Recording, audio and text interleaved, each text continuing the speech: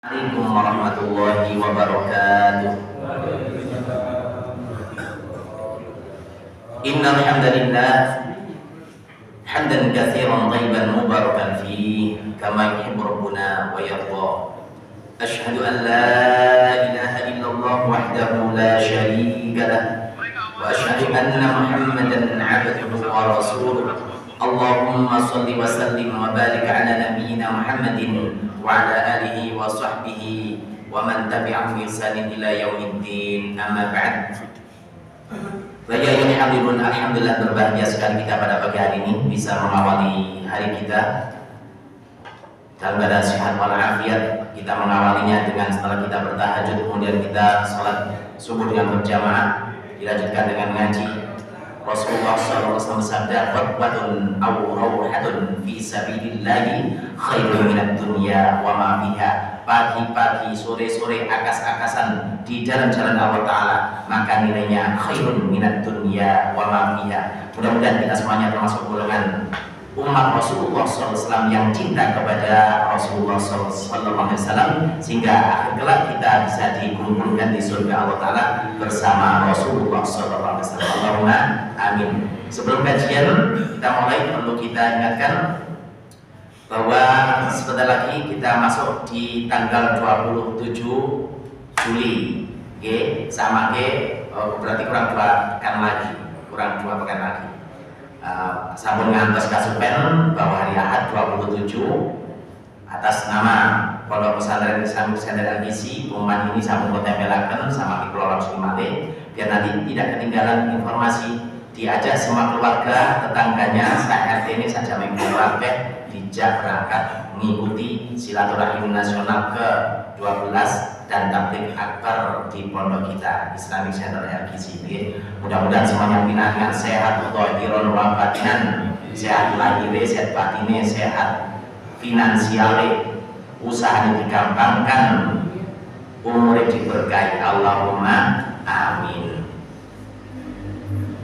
Baik hadirin jamaah kajian rutin yang berbahagia, pada pagi hari ini kita akan membahas tentang hadis nomor 34 tentang mencegah kemungkaran. Bismillahirrahmanirrahim. Wa bihi an Abi Sa'id Al-Khudri radhiyallahu anhu qala sami'tu Rasulullah sallallahu alaihi wasallam yaqul man ra'a minkum munkaran falyughayyirhu biyadihi fa in lam yastati' fa bi lisanihi fa in lam yastati' fa bi qalbihi wa dzalika adhaful iman. Rawahu Muslim. Hadisnya pendek, insyaallah 10 menit mari. Tapi nanti belum menjelaskan dia. Hadis dari Abu Sa'id Al-Khudri radhiyallahu anhu, dia berkata, sami'tu Rasulullah sallallahu alaihi wasallam yaqul, aku pernah mendengar Rasulullah sallallahu alaihi wasallam dia bersabda, man ra'a minkum munkaran, barang siapa di antara kalian yang melihat kemungkaran, falyughayyirhu biyadihi, maka hendaklah merubah kemungkaran tersebut dengan tangannya, dengan kekuasaannya. Fa illam yastati', maka jikalau tidak mampu, fa bilisani, maka rubahlah kemungkaran tersebut dengan lisannya. Fa illam yastati', maka jika dengan lisan pun tetap tak mampu, gak berani, gak ada nyali, dan memang tidak punya kemampuan, fa bi qalbi, maka rubahlah kemungkaran tersebut dengan hati, dengan menolak kemungkaran tersebut dengan niat. Wa dzalika, yang demikian itu, yang menolak kemungkaran dengan hati itu adalah adhaful iman, selemah-lemahnya iman. Rawahu Muslim. Hadis diriwayatkan oleh Imam Muslim. Nah, jamaah rahmani wa rahmakumullah, man ra'a, kalimat di dalam hadis tersebut, siapa yang melihat, maknanya adalah siapa yang mengetahui, walaupun tidak melihat secara langsung, bisa jadi hanya mendengar berita dengan yakin atau semisalnya, Gus, di sana terjadi demikian. Oh iya, menurut informasi ini juga, itu sudah ro'a, ya itu sudah ro'a. Sedangkan mungkaran segala yang dilarang oleh Allah Taala juga Rasulullah SAW pelakunya diingkari untuk melakukannya. Kemungkaran di sini disyaratkan yang satu jelas kemungkaran yang disepakati oleh pihak yang mengingkari dan yang diingkari. Potong-potong ngerti ini, yang mengingkari tahu bahwa itu adalah kemungkaran, yang diingkari tahu bahwa betul-betul itu adalah kemungkaran. Penjenengan yang meningali tahu bahwa itu adalah kemungkaran, yang berbuat pun juga paham yang dilakukan itu adalah kemungkaran. Yang kedua, orang yang diingkari punya hujah yang lemah. Loh, enggak bisa jadi kami ini, mana hujahnya? Nah, kalau memang betul-betul itu adalah kemungkaran, ya betul-betul adalah kemungkaran, maka harus dirubah. Kalimat minkum yang dilihat dari kaum muslimin, maksudnya yang sudah mukallaf, yang sudah dikenai beban syariat, kena perintah, kena larangan, itu adalah yang dimaksud dengan minkum. Kalau bukan dari golongan kita, contohnya sing minum khamr itu ternyata bukan dari golongan kita, yaitu minkum, ya, cuma kita kena bahasa, ya. Fal yughayyiru biyadihi, maka dalam mengubah dengan tangannya. Contoh seorang yang punya kuasa, misalnya ayah kepada anak, Pak RT kepada warga, Pak Lurah kepada masyarakatnya, Pak Camat, atau semisalnya yang memiliki kekuasaan.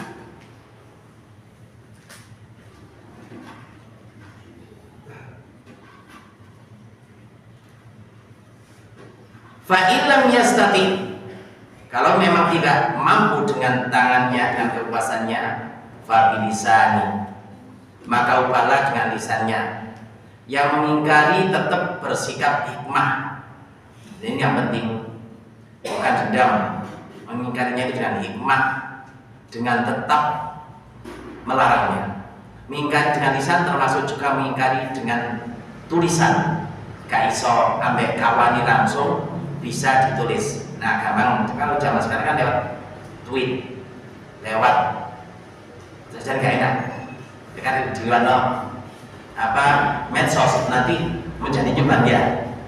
Maka sebaiknya tulis secara pribadi di apa itu namanya, di WA pribadi namanya Japri. Nah, di Japri, ya di Japri. Karena sosmed itu bisa putar-putar wadi, ya. Padahal kita diperintahkan untuk menutupi wadi orang, ya. Maka ya sebaiknya tidak di sosial media, tapi di Japri, ya, ya. Itu dengan hikmah, dengan tetap melarang, artinya kalau bosan. Karena tidak hikmah dengan dendam nanti menjadi permusuhan. Padahal kenapa kita melarangnya? Karena ini adalah merupakan perintah. Mingkari dengan lisan termasuk juga mingkari dengan tulisan, ya. Nah, apabila fa'ilam yastati, apabila dengan tulisan tak mampu, dengan lisannya juga tak mampu, ya, maka fabi qalbi, dengan hatinya itu menyatakan tidak suka, benci, bukan benci pada orangnya, tapi benci dengan perbuatannya. Kita harus bisa pilih-pilih dan berharap tidak terjadi. Semoga-moga pinangan petunjuk, namun sadar, dan ya, itu adalah merupakan babi qalbi.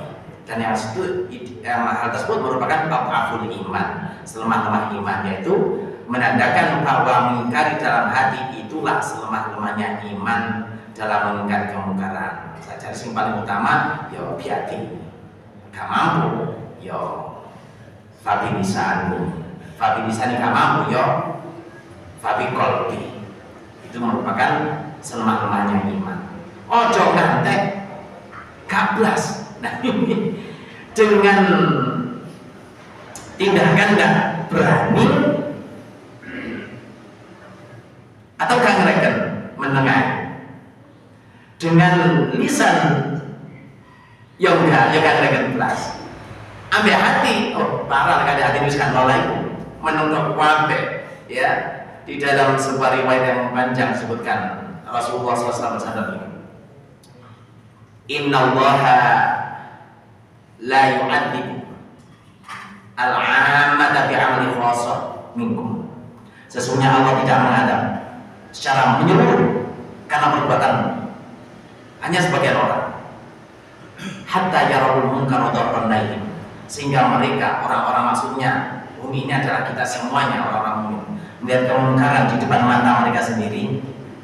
Wa hum qadiruna ala ayyunkirunahu, padahal mereka itu mampu untuk merubah kemungkaran tersebut. Ya punya jamaah, ya punya masa, tapi kok menengahi, punya kekuasaan, ya menengahi, lisan tangannya, kekuasaan ya didiamkan, tidak bergerak, tidak mencegahnya. Ucapannya ya meneng, ya gak lapor, ya meneng. Artinya ya tidak menolak, didiamkan saja. Ya cuek atau mendiamkan. Jadi orang mendiamkan berarti serujuk aja. Maka itulah alasan Allah kenapa Allah mengadab secara menyeluruh kepada kaum hanya gara-gara perbuatan sekelompok kaum. Itu tadi, kalau memang sudah terjadi kemungkaran di depan mata kita, sementara kita punya kemampuan untuk merubahnya, apakah itu dengan tangan, lisan atau hati, tapi tetap menengahi, tidak ada perubahan, gak ada gerakan, maka itulah saatnya Allah akan menurunkan adab secara menyeluruh. Na'udzubillah min dzalik. Nah, kalau kita benar-benar tidak mau, tidak ingin negeri kita yang tercinta ini diadab oleh Allah Ta'ala, maka sebisa mungkin kalau terjadi kemungkaran di muka bumi negeri kita ini, maka kita harus bersuara. Ya, ini dalam rangka cinta NKRI. Karena cinta NKRI berarti melihat kemungkaran kudu dicegah, kudu dirubah ya, dengan semampunya, dengan kekuatannya, dengan lisannya atau dengan hatinya kalau memang gak mampu. Nah, kandungan hadis ini yang pertama, Rasulullah SAW merintahkan siapa saja yang melihat kemungkaran untuk mengubahnya sesuai dengan kemampuan. Nek mampu dengan tangannya, gak mampu ya dengan lisannya, gak mampu ya dengan hatinya, menolak dengan hatinya, dengan niatnya. Tidak boleh melarang kemungkaran sampai diyakini hal itu kemungkaran, di mana dilihat dari dua tinjauan perbuatan yang dilakukan diyakini mungkar. Yang kedua, perbuatan tersebut dianggap sebagai kemungkaran oleh pelaku karena ada sesuatu yang termasuk kemungkaran, namun pelaku tidak memasukkannya sebagai kemungkaran. Contohnya, makan di siang Ramadan merupakan kemungkaran. Akan tapi pun kesupen bahwa ini man ro'a minkum, di antara kita semuanya podo-podo muslimin. Kok gak poso? Gak poso merupakan pelanggaran. Kita wani nikah soal wong Islam ngoten. Lah nek hakon dicegah lho sampe iso apa ora. Tapi kalau kita mencegah harus sepakat podo-podo tahu bahwa itu kemungkaran. Baik yang kita yang mencegah atau yang dicegah tahu kemungkaran. Apa itu sing dicegah? Iya, jadi aku gak poso. Mokong, itu namanya mungkar. Tapi kalau kita tidak tahu apakah dia itu memang betul-betul mokong atau tidak, ya kan? Bisa jadi beliau adalah seorang musafir, ya, atau orang yang sakit. Lah musafir ketika kondisi sampeyan iki sinten to? Langsung dipetai, langsung dicegah. Oh ya, ini yang tidak boleh ya. Melarang kemungkaran harus diyakini bahwa betul-betul itu adalah perbuatan mungkar, baik sing ngilingno maupun yang diilingno. Napa sampeyan kok boten poso? Nggih sebab kula sakit. Lho kan encong nggih. Ini yang namanya dengan bijak ketika kita mengingatkannya. Oh nggih, ngapunten. Nggih, pun masalah nggih. Memang apa diperbolehkan orang yang sakit atau musafir pun juga boleh iftar. Kemudian yang ketiga, kemungkaran harus dinilai sebagai kemungkaran oleh yang mengingkari dan pelaku yang diingkari. Jika perkara diingkari adalah perkara khilafiyah, masih ada beda pendapat, tidak ada pelarangan kemungkaran pada orang yang mengira bahwa hal itu tidak termasuk kemungkaran. Wong tutup masalah kemungkaran. Ini adalah hadis bodoh. Tapi karena masalah khilafiyah, gitu. Contohnya apa? Kita melihat ada seorang yang memakan daging unta. Di antara ulama itu yang menyatakan ada yang wajib wudu, ada yang tidak. Udah kita anggap mungkar, padahal ini ada di ranah khilafiyah. Buatan masalah dan maka ya kita tanya, apa sampai kok buatan wudu? Nah, maka nanti akan menguraikan alasan-alasannya. Itulah yang namanya ilmiah itu. Ya, itu namanya kita mengingatkan dengan hikmah.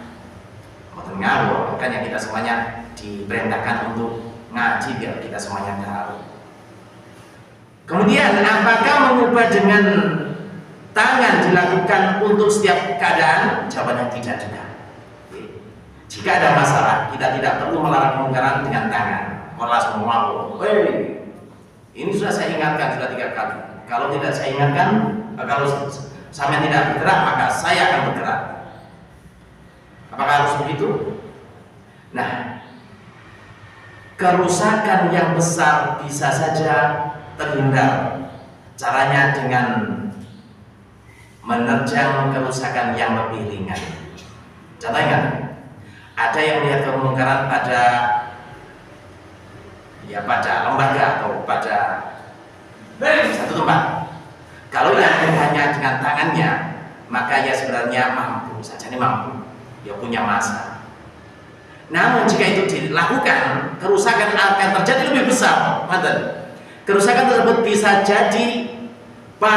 terjadi pada orang yang mengingatkan, bisa juga pada keluarganya terancam, pada orang-orang dekatnya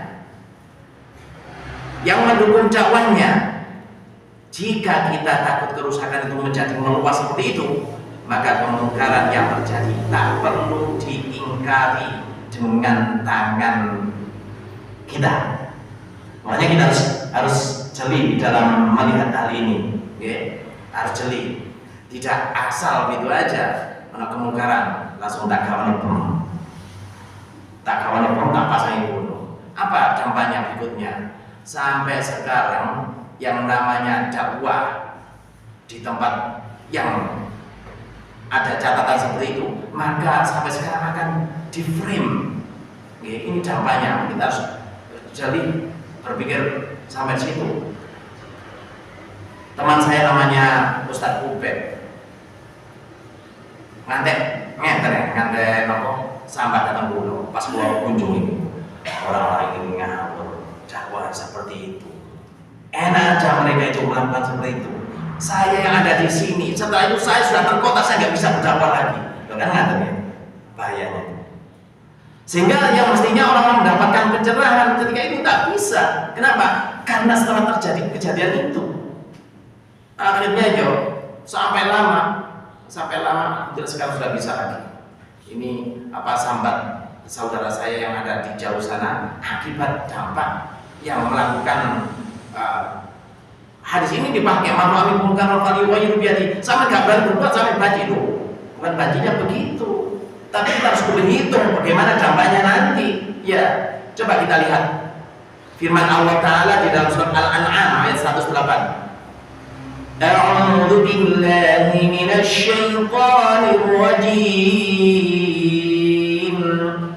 Wa la tasubbul ladzina yad'una min dunillahi fayasubbullaha adwan bighairi 'ilm. Wa la tasubbul ladzina yad'una min dunillah. Wa la tasubbu lan ojo maki-maki sira kabeh alladzina ing akeh yad'una kang nyeru sapa wong akeh nyeru min dunillah sang saliyane Allah Ta'ala, kang nyembah sapa wong akeh min dunillah sang saliyane Allah Ta'ala. Fayasubbu moko bales maki-maki sapa wong akeh sing nyembah saliyane Gusti Allah Ta'ala, sing berbuat syirik, ya. Fayasubbu moko bales maki-maki sapa wong akeh Allah ing Allah adwan bi ghairi ilm, dengan melampaui batas aduan kelawan lanjut bi ghairi ilmin kelawan tanpa ilmu. Dampaknya apabila kita memaki-maki sesembahan mereka, dampaknya kalau kita memaki orang-orang yang menyeru kepada selain Allah Ta'ala, ini dapat syaratnya tidak hikmah, maka kita harus berhati-hati diingatkan oleh Allah Ta'ala begini. Maka mereka akan membalas, akan memaki Allah Ta'ala andepan dengan melampaui batas. Sampai nanti muter YouTube, enten tiang sing bingen niku tiang Islam asale. Sekolah dibandani di sekolah dibandani Muhammad ya bisa. Wis mari wis perguruan tinggi. Kemudian akhirnya menjadi murtad dan memaki-maki Islam, menghina Rasulullah, menghina umat Islam, menghina Al-Quran, dan bahkan menghina Allah Ta'ala. Ya. Seperti itu. Apalagi kalau yang kita maki-maki itu adalah orang-orang yang jelas-jelas beribadahnya kepada selain Allah Ta'ala, maka mereka akan menghina Allah Ta'ala dengan aduan bi ghairi ilm, dengan melampaui batas tanpa pengetahuan. Nah ini yang sing mboten dikendaki. Ya. Maka kalau melihat ayat ini, kita tidak boleh sampai memaki-maki mereka dalam rangka kita menegakkan amal ma'ruf nahi munkar, dalam rangka kita menegakkan apabila kita melihat kemungkaran falyughayyirhu biyadihi. Akhirnya dampaknya bisa berdampak sampai kepada Allah pun dimaki-maki, bukan hanya kita dimusuhi, bukan hanya jamaah kita dimusuhi, bukan hanya dakwah kita di blok, ya, akan tapi bahkan Allah pun akan dimaki-maki dengan melampaui batas tanpa pengetahuan mereka. Nauzubillah min dzalik. Nah, itu hal seperti ini harus kita pahami ketika kita berdakwah pun biar tidak asal saja. Okay? Makanya ada yang namanya metodologi dakwah, ada yang namanya strategi dakwah, harus dipahami. Okay. Kalau begitu ya sekolah lagi. Ini nanti nggak Pak.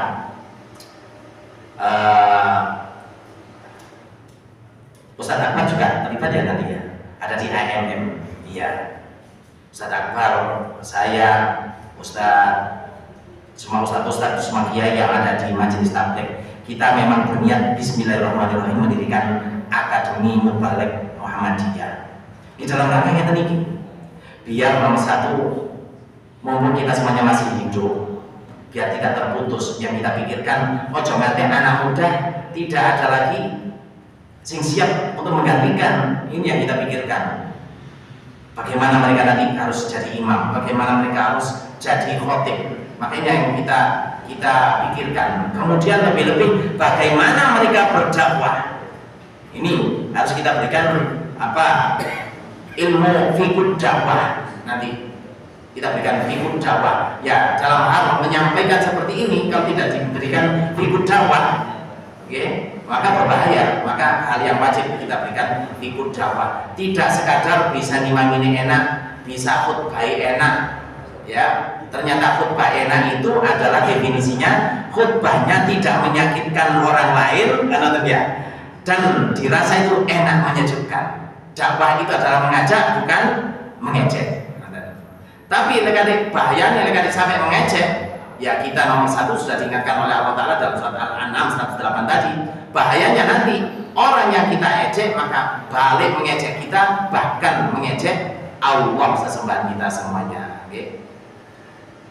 Nah, berikutnya, tangan adalah alat untuk berbuat, sehingga disebutkan dalam hadis, ubahlah kemungkaran tersebut dengan tanganmu. Oleh karena itu perbuatan seorang disandarkan pada tangannya.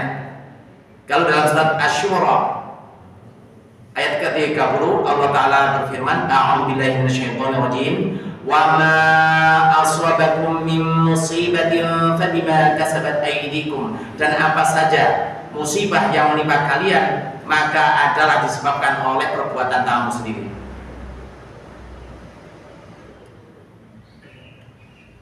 Kemudian faedah berikutnya, ajaran Islam itu tidak ada kesulitan. Kewajiban itu tetap melihat pada kemampuan seseorang. Ya, namanya istita'ah, ya. Kemudian jika seorang tidak mampu membuat kemungkaran tersebut dengan tangan, maka ia mengubahnya dengan lisan, dengan tulisan, dengan pesan, ya. Jika masih tidak mampu, maka dia mengubahnya dengan hati. Nah, bentuk mengubah dengan hati ini adalah bentuknya adalah tidak suka dan bertekad saat memiliki kemampuan akan mengubahnya dengan lisan atau dengan tangannya. Ya, berontak hati ini, gak setuju, gak setuju. Ya, ulama lain menyebutkan bahwa mengingkari kemungkaran dalam hati dengan cara yang pertama membenci perbuatan kemungkaran tersebut. Yang kedua, atau berpindah dari tempat kemungkaran tadi. Kita beli rumah milik murai, padahal di lingkungannya adalah ahli munkar. Ojo, ya. Para ulama kita menyarankan begini, katene bangun omah, lihatlah sekelilingnya, lihatlah lingkungannya. Kenapa? Sebab kebahagiaan seseorang itu diantaranya adalah wa khulaqa'uhum sholihin. Lingkungannya adalah orang-orang soleh. Maka walaupun sedikit rada mahal, yang penting lingkungannya itu adalah orang-orang yang soleh, maka kita tembus itu. Kecuali kalau memang penjenengan atau kita semuanya itu memang berniat untuk dakwah di situ dan dirasa mampu. Kados dulu para wali songo kita semuanya berada di tempat di tanah air kita ini dalam kondisi masih jahiliyah, dan beliau-beliau itu diberikan oleh Allah Ta'ala karomah sehingga mampu merubah kemungkaran tersebut, ya. Tapi kalau kita rasa tak mampu atau justru membahayakan, ya sebaiknya kita cari tempat yang lebih subur, ya. Ibnu Rajab Al-Hambali rahimahullah ta'ala mengatakan, pengingkaran suatu kemungkaran dengan hati adalah wajib bagi setiap muslim dalam segala keadaan. Adapun pengingkaran dengan tangan dan lisan dipandang dari kemampuan. Yang wajib adalah dengan hati, wajib dimiliki oleh setiap muslim. Itu adalah, walaupun itu adalah selemah-lemahnya. Adapun dengan lisan dan tangan dan lisan, ya, apabila kita memiliki kemampuan, mampu dengan tangannya, dengan kuasanya. Tetapi kalau nggak memiliki kekuasaan, nggak memiliki sarana untuk menyampaikan dengan lisan atau tulisan, ya paling tidak dengan hati, dan itu wajib dilakukan, ya. Jangan sampai mendiamkannya adalah merupakan sarujuk, atau ya podwai, yaitu tadi, maka nanti berbahayanya maka akan menimpa kepada menimpa secara menyeluruh, ya, menimpa kepada tanah air kita secara menyeluruh. Carinya cinta tanah air, tapi kok dibiarkan. Kalau berarti ketika mendiamkan tidak cinta pada tanah air. Kemudian berikutnya, hati juga memiliki amalan. Nah, hadis tersebut di atas menyebutkan ubahlah dengan tangan. Kemudian ubahlah dengan tangan, dengan lisan. Kemudian menyebutkan ubahlah dengan hati. Iman itu terdiri dari amal dan niat. Rasulullah SAW menjadikan dalam mengubah kemungkaran itu ada amal dan niat. mengubah dengan tangan, mengubah dengan lisan, itu dengan amal. Ya, perbuatan, dengan gerakan. Ya, gerakannya apa? Akan tapi dengan hati. Fabi qalbi itu adalah mengubah kemungkaran dengan hati, termasuk dengan niat. Nah, kemungkaran diingatkan dengan cara yang halus, dengan ma'ruf, lembut. Kalau Sufyan Az-Tsauri rahimahullah taala mengatakan la ya'muru bil ma'ruf wa yanha 'anil munkar illa man kana fihi khisalun thalathun. Hendaklah memerintahkan pada yang ma'ruf dan melarang dari kemungkaran dengan 3 hal. Yang pertama, rafiqun bima ya'mur. Lemah lembut ketika memerintahkan yang ma'ruf, ya. Rafiqun bima yanha, dan lemah lembut ketika melarang yang munkar. Adlun bima ya'mur, bersikap adil terhadap apa yang diperintahkan. Adlun bima yanha, dan adil terhadap apa yang dilarang. Apa yang maksudnya? Adil terhadap yang diperintahkan dan yang dilarang. Ngata. Kita harus bersikap adil. Kalau kita sudah berani ngajak orang, berarti kita sudah melakukannya. Kita ada di tengah-tengahnya, kita memberikan contoh. Kita melarang orang, melarang saudara muslim, berarti kita pun sudah menjauhinya. Ojo sampai ketika kita memerintahkan kepada orang lain, sementara kita sendiri tidak datang. Ayo salat berjamaah itu wajib bagi laki-laki. Aku dewe gak teko. Ayo poso, ayo sedekah, masjidnya durung mari, aku dewe tak kayak tuku mobil. Ini namanya gak adil. Ya.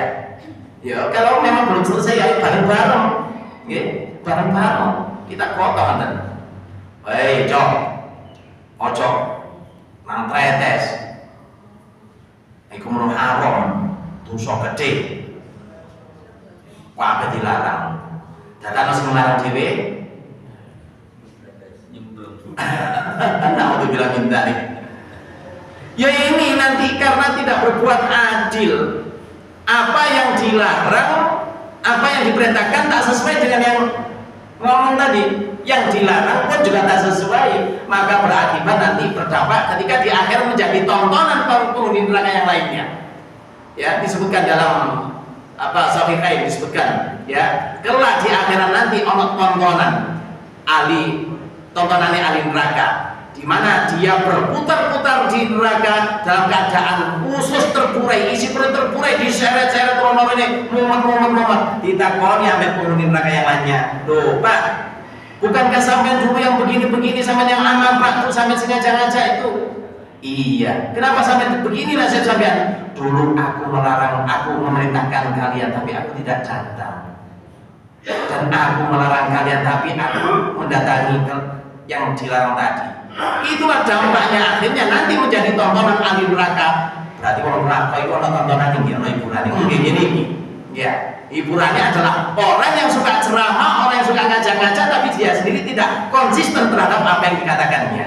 Dia melarang-larang, tapi dia tidak konsisten dengan apa yang diucapkannya, karena tidak bisa berbuat adil. Ya, ini makanya disebutkan oleh Sufyan Az-Tsauri, ya, adlun bima ya'mur, adlun bima yanha, alimun bima ya'mur, alimun bima yanha. Dia berilmu dengan apa yang diperintahkan dan berilmu dengan apa yang dilarang.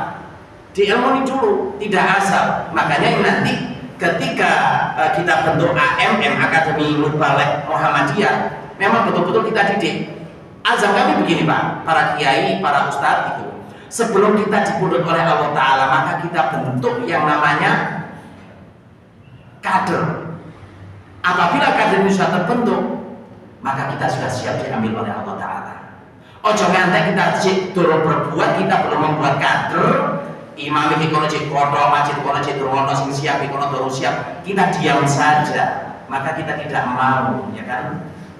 Dan urusan mati masuk mati ini gak mau. Tapi yang pasti kan kita sudah berbuat, ya. Kita berbuat. Maka nanti termasuk masjid ini harus kirimkan. Semua masjid-masjid kirimkan. Oke. Maka nanti untuk kebutuhannya nanti akan kita bahas bersama-sama. Ini dalam upaya kita semuanya. Apabila semuanya sudah siap, ya. kader-kader kita sudah siap, imam ini enak, khutbah pun dengan cara yang bagus, ya, dengan cara yang baik, ya, maka ketika kita dipanggil oleh Allah pun kita sudah puas, ya, kita sambal ridho, sambal senang, ya. Ojo ngantek ulama-ulama yang dipundhut, imam-imamnya dipundhut, santri-santri ini dipundhut, ustadznya dipundhut kabeh, dadakno kano sing ngaji, kano sing nerusno, ya iki kiamatnya. Nah, hadirin jamaah rahimani wa rahimakumullah, inilah pembahasan kita di hadis yang ke berapa tadi? Yang ke-32. Ustaz ngajinya hadis 33, tapi kalau untuk AMM mungkin kalau ini selalu betong ya. Kenapa? Yang kita pikirkan itu adalah memang kaderisasi, Pak. Yang kita pikirkan selalu kaderisasi. Ojo sampai kanong arek nonoman belas sing nyampaikan. Sebagai kaderis kanong belas wis putus. Faidah alam yo bagi aliman ittaqatan nas urusan juhalan. Nek kaderis kanong meneh wong sing alim maka sing didadekno pimpinan adalah wong sing juhal, wong sing bodoh, wong sing gak tau ngaji nggih. Ojo sampai ya. Mudah-mudahan kita semuanya diberkahi oleh Allah Taala. Barokah umure, barokah rezeki ini, barokah ilmu ini, barokah keluarga ini, barokah jamaah. Allahumma amin. Mudah-mudahan kita semuanya kelak diberikan akhir dengan husnul khotimah dan diberikan di surga Allah Taala bersama orang-orang yang kita cintai, bersama orang-orang saleh, bersama Rasulullah sallallahu alaihi wasallam. Innallaha wa malaikatahu yusholluna 'alan nabi ya ayyuhalladzina amanu shallu alaihi wasallimu taslima. Allahumma fir bil muslimina wal muslimat wal mu'minina wal mu'minat al-ahya'i minhum wal amwat. Allahumma inna nas'aluka ilman nafi'a wa rizqan wasi'a wa 'amalan mutaqabbalan. Allahumma inna nas'aluka ridhaka wal jannah wa na'udzubika min sakhatika wan nar. Allahumma ansur ikhwanana muslimina fi Palestin. Allahumma ansur ikhwanana mujahidina fi Palestin. Allahumma ansur ikhwanana mujahidin wansurhum nasran aziza wansurhum nasran aziza. Rabbana atina fid dunya hasanah wa fil akhirati hasanah wa qina adzaban nar. Subhana rabbika rabbil izzati amma yasifun wa salamun alal mursalin walhamdulillahi rabbil alamin. Demikian yang bisa sampaikan, kurang lebihnya mohon dimaafkan. Kita akhiri dengan kafaratul majelis. Subhanakallahumma wa bihamdika asyhadu an la ilaha illa anta astaghfiruka wa atubu ilaik. Wassalamualaikum warahmatullahi wabarakatuh.